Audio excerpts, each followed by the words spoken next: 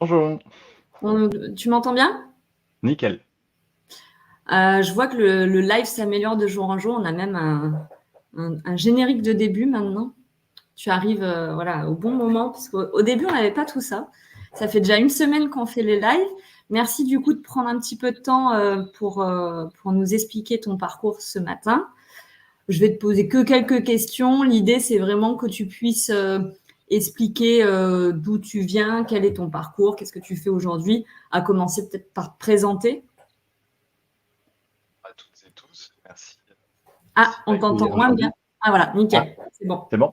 Ouais, Donc merci à tous de m'accueillir aujourd'hui. Du coup, je me présente, je m'appelle Ludovic Charbonnel, je suis le cofondateur d'une société qui s'appelle Challenge Me, qui est basée à Montpellier. J'ai 44 ans. Euh, voilà. ok. Et la société, elle fait quoi exactement? Alors, c'est une plateforme pour l'éducation, donc on fait ce qu'on appelle de l'évaluation par les pairs. On va mettre à disposition des établissements comme des universités, des écoles de commerce, une plateforme qui va leur permettre de créer des activités où ce sont les élèves entre eux qui vont se donner des feedbacks et s'évaluer sur des travaux, sur des compétences, sur des présentations. Donc on est sur une approche d'apprentissage entre pairs. D'accord. Et pour les élèves, justement, c'est quoi l'intérêt pour eux de faire ces évaluations?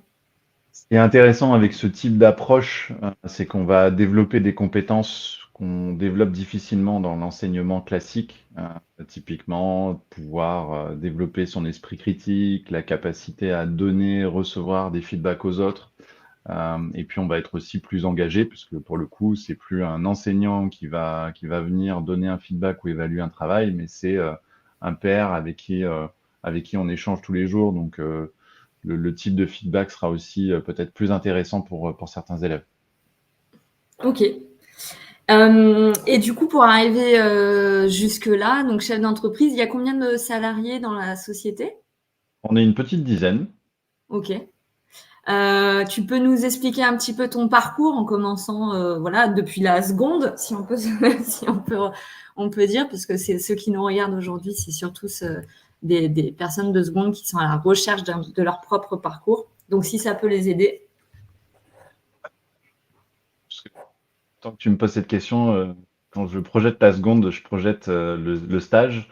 Et c'est ce qui a enclenché après tout le reste de ma carrière professionnelle, et je ne l'ai pas préparé, puisque pour le coup, ça me vient à l'instant. À la base, en seconde, j'étais en comptabilité. Donc, j'étais parti pour travailler les chiffres, être dans la compta. Et puis, en seconde, j'ai eu la chance de faire un stage dans une boutique d'informatique. On était en 94, 95, 96, par là, je ne sais plus exactement. Mais c'était l'émergence de l'informatique. Donc, je me suis retrouvé à découvrir pendant une semaine ce monde-là, à réparer des ordinateurs. J'ai trouvé ça génial. Et du coup, j'ai changé de parcours, puisque j'ai fait du coup, après la seconde, c'est quoi? C'est la terminale. J'ai fait une. Première, mais ouais, Ouais, ça bon, se enfin fait. bref, j'ai, ça remonte à loin. Du coup, je suis parti vraiment après dans l'informatique. Alors à l'époque, c'était le développement informatique, donc j'ai commencé à développer, à faire du code informatique. Je trouvais ça bien, mais c'était moins intéressant. Et puis, je me suis dit à la fin du bac, ça pourrait être intéressant d'aller travailler un peu le marketing, la communication autour de l'informatique. Et je suis entré dans un DUT. euh, et au bout de 3 mois, j'ai lâchement abandonné parce que du coup, les cours correspondaient pas du tout à ce que j'attendais. Moi, j'avais vraiment envie d'informatique. Donc, j'ai basculé sur un BTS en alternance. Et je suis retourné, du coup, j'ai fait mon alternance dans la boutique d'informatique dans laquelle j'avais fait mon stage en Ok. seconde. Euh, et j'ai fait un BTS que je n'ai pas présenté non plus parce qu'une fois que j'ai commencé à travailler, bah, du coup, j'ai complètement lâché les études. Et puis après, dans mon parcours, j'ai eu la chance de faire beaucoup de rencontres. Et quelques années après avoir travaillé dans cette boutique informatique, j'ai une société de logiciels qui m'a contacté. Et je suis rentré dans la vente de logiciels informatiques au téléphone, Alors attends, où j'ai juste passé. pour Ouais, reprendre ça, donc ça veut dire que donc après le bac, donc déjà avant le bac, tu décides de changer un peu de parcours. si j'ai bien compris. Et C'est après, ça. il y a déjà deux changements. Donc, un DUT qui dure 3 mois, tu te dis, c'est pas pour moi. Tu as besoin de bosser en même temps. Du coup, il y a une alternance qui se fait en BTS. Et là, ce que tu dis, c'est que tu as fait que la partie alternance où tu travailles et tu n'allais pas au BTS, quoi.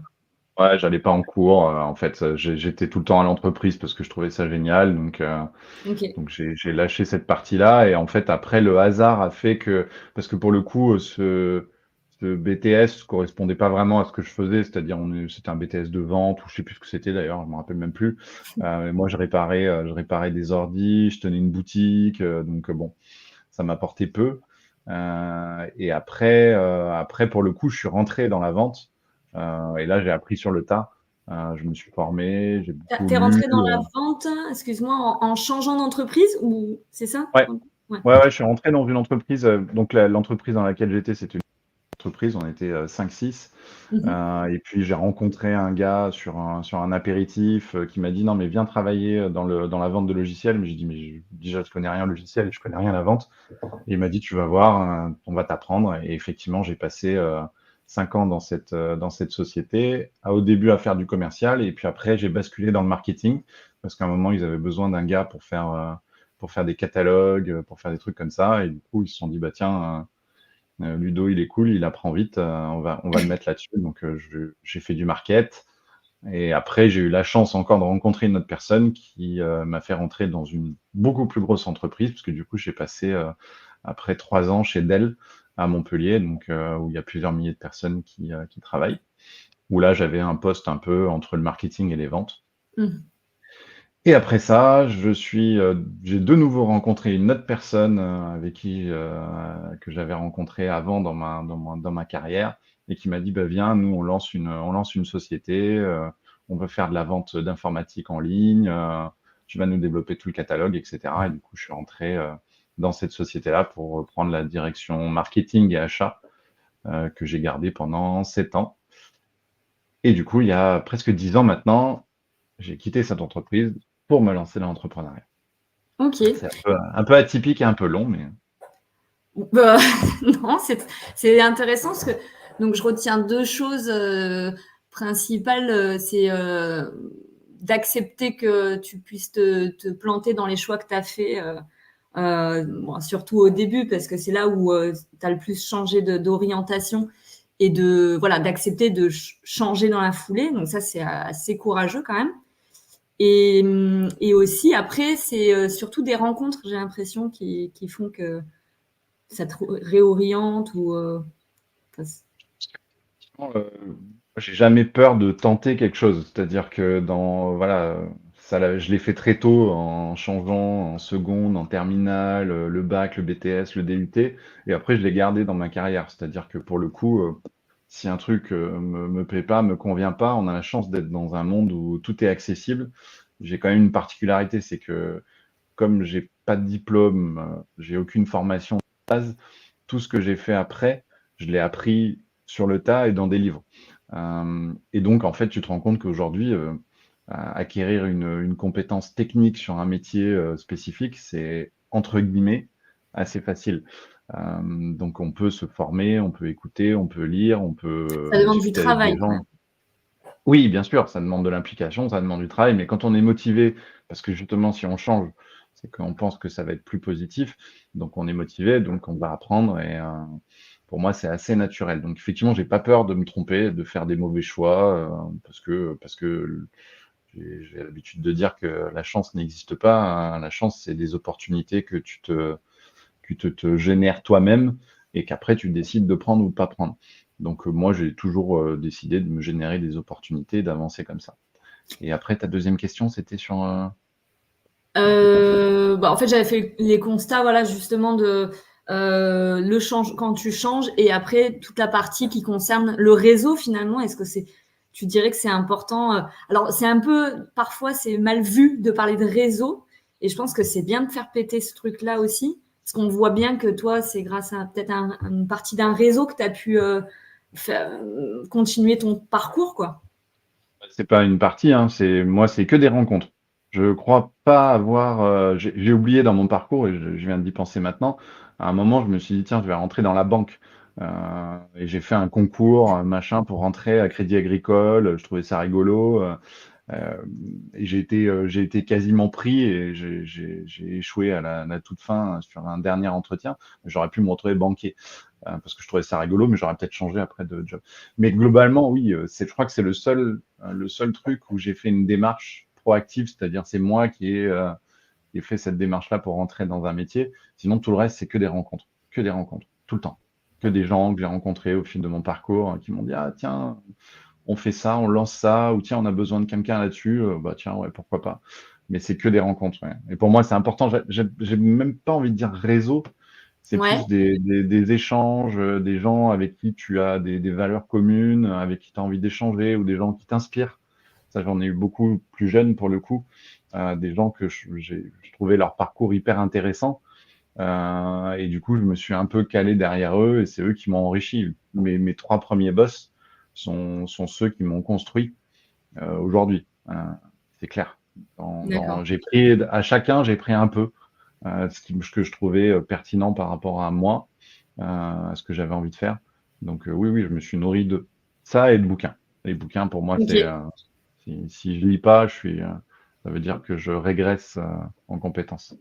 Alors, si je résume, on a la volonté de se remettre en question et de ne pas avoir peur de changer, de se rapprocher de personnes qui nous inspirent ou avec qui on a les mêmes valeurs et de lire beaucoup sur les sujets qui nous intéressent.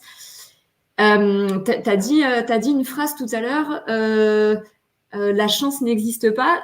Il y avait dans mes questions justement l'idée de laisser une petite citation qui pourrait inspirer les jeunes qui nous écoutent. Est-ce que tu partirais sur celle-là ou tu avais autre chose en tête? Enfin, oui, je pourrais effectivement partir sur celle-là, mais j'en rajouterai une aussi. Pour moi, alors je sais pas si c'est vraiment une citation d'ailleurs, parce que je n'arrive jamais vraiment à la retrouver. Enfin, elle est tournée de différentes façons, mais pour faire simple, c'est que la destination ne compte pas. Le plus important, c'est le voyage. C'est-à-dire, pour faire simple, euh, que ce soit aujourd'hui ou dans mes autres parcours, je me suis jamais posé la question de me dire à la fin, je vais avoir ça. Ce qui m'intéresse, c'est plutôt comment je vais m'enrichir au travers de ce que je vais mettre en place. Donc pour moi, c'est le plus important, c'est que chaque jour prendre du plaisir dans ce que tu fais. Le produit final, ce qu'on va avoir à la fin, n'est pas important. Si on a pris du plaisir dans le voyage, le produit final, c'est juste un bonus, quoi. D'accord. Et pour finir, est-ce que tu aurais un petit conseil pour les seconds qui nous écoutent? Ouais, bah, je crois qu'on les a évoqués, hein. Si pour moi, les deux points importants, j'ai envie de dire, apprendre à apprendre, c'est-à-dire vraiment être dans une posture où se dire, je veux toujours développer des compétences parce que on est dans un monde qui va très très vite. Les métiers d'aujourd'hui ne seront pas les métiers de demain. Donc, je pense que ça, c'est un point qui est pour moi hyper important. Voilà, se former, lire, s'intéresser à des sujets divers et variés. Et puis, bah, le deuxième point, c'est les rencontres, hein. Je pense voilà, il faut des fois forcer un petit peu ces rencontres-là, et vous verrez que ça changera peut-être votre vie professionnelle, personnelle, mais les rencontres sont importantes. Ouais. Bah, merci beaucoup, Ludovic. On va présenter l'outil du jour. Je ne sais pas si tu avais encore le temps de rester parce que tu m'avais dit que tu avais des Ouais, rendez-vous. je suis désolé, je vais devoir vous abandonner, mais merci beaucoup encore une Bah, c'est fois. super sympa. Merci beaucoup. Bonne journée. Bonne journée, au revoir. Et pour finir, on avait l'outil du jour. Donc, c'est les peurs que vous retrouverez à la page 15. Donc, vous pouvez commencer par regarder le petit QR code. C'est une petite vidéo sympathique de Tout le monde s'en fout sur les émotions, où il parle de 4 principales émotions, la tristesse, la colère, la peur, la joie.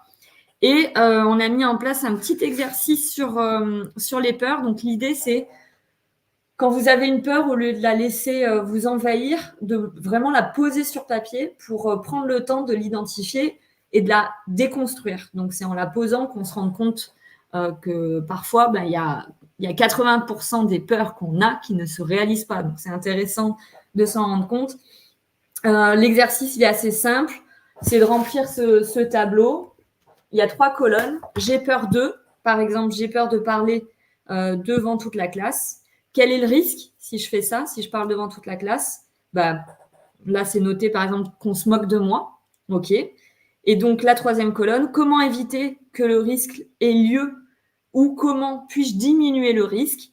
Là, par exemple, m'entraîner devant mes parents ou des amis avant l'oral pour être prêt, quoi. Et donc, en fait, c'est vraiment ça, c'est décomposer la peur.